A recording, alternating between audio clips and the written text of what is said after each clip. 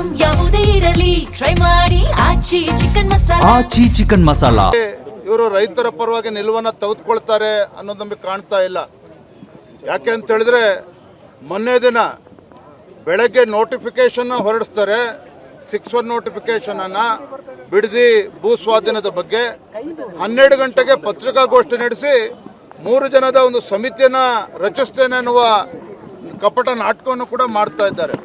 ಇದೆಲ್ಲದನ್ನ ನೋಡ್ತಾ ಇದ್ರೆ ಮುಖ್ಯಮಂತ್ರಿಗಳು ಅವರ ರಿಯಲ್ ಎಸ್ಟೇಟ್ ಮಾನಸಿಕ ಸ್ಥಿತಿಯಿಂದ ಹೊರಗೆ ಬರುವಂತೆ ಕಾಣ್ತಾ ಇಲ್ಲ. ಹಾಗಾಗಿ ಭಾರತೀಯ ಜನತಾ ಪಾರ್ಟಿ ರೈತರ ಪರವಾಗಿ ಧ್ವನಿ ಎತ್ತಬೇಕು. ರೈತರಿಗೆ ನ್ಯಾಯವನ್ನ ಕೊಡಿಸೋವರೆಗೂ ಕೂಡ ನಾವು ಹೋರಾಟವನ್ನು ಮಾಡಬೇಕು ಅಂತೇಳಿ ನಾವೆಲ್ಲರೂ ಕೂಡ ತೀರ್ಮಾನ ಮಾಡಿದ್ದೇವೆ.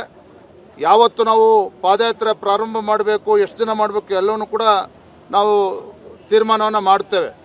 ಆದರೆ ಒಂದಂತೂ ಸತ್ಯ, ಇವತ್ತು ಪ್ರಾರಂಭ ಆಗಿರ್ತಕ್ಕಂಥ ನಮ್ಮ ಭಾರತೀಯ ಜನತಾ ಪಾರ್ಟಿ ನಮ್ಮ ಹೋರಾಟ ಬಿಡದಿಯ ವಿಚಾರದಲ್ಲಿರ್ಬೋದು, ಅದೇ ರೀತಿ ಏರ್ಪೋರ್ಟ್ ಬಗ್ಗೆನೂ ಕೂಡ ನಾನು ಮಾತನಾಡಿದೆ. ಕನಕಪುರಕ್ಕೆ ತೆಗೆದುಕೊಂಡು ಹೋಗಬೇಕು ಅಂತೇಳಿ ಮಾನ್ಯ ಮುಖ್ಯಮಂತ್ರಿಗಳು ಇವತ್ತು ಷಡ್ಯಂತ್ರ ಮಾಡ್ತಾ ಇದ್ದಾರೆ. ನಮಗೇನು ಕನಕಪುರದ ಬಗ್ಗೆ ವಿರೋಧ ಅಲ್ಲ, ಆದರೆ ಇವತ್ತು ಏರ್ಪೋರ್ಟ್ ರಾಜ್ಯದ ಜನರ ಅಪೇಕ್ಷೆ ಇರುವಂಥದ್ದು. ಯಾವುದೋ ಒಂದು ತುದಿಗೆ ತೆಗೆದುಕೊಂಡು ಹೋಗಿ ಏರ್ಪೋರ್ಟನ್ನು ಅಲ್ಲ ಮಾಡೋದ್ರ ಬದಲಾಗಿ ತುಮಕೂರು ಅಕ್ಕಪಕ್ಕ ಭಾಗದಲ್ಲಿ ಮಾಡಿದರೆ ನಿಜವಾಗ್ಲೂ ಕೂಡ ಮಧ್ಯ ಕರ್ನಾಟಕ ಮತ್ತು ಉತ್ತರ ಕರ್ನಾಟಕಕ್ಕೆ ಬಹಳ ದೊಡ್ಡ ಅನುಕೂಲ ಇದರಿಂದ ಆಗ್ತದೆ. ಅಲ್ಲಿ ಸರ್ಕಾರಿ ಜಮೀನಿನ ಲಭ್ಯವೂ ಕೂಡ ಇದೆ. ಹಾಗಾಗಿ ಕೇವಲ ರಿಯಲ್ ಎಸ್ಟೇಟು ಇವ್ರ ಜಮೀನುಗಳಿಗಷ್ಟೇ ಬೆಲೆ ಬರಬೇಕು, ಈ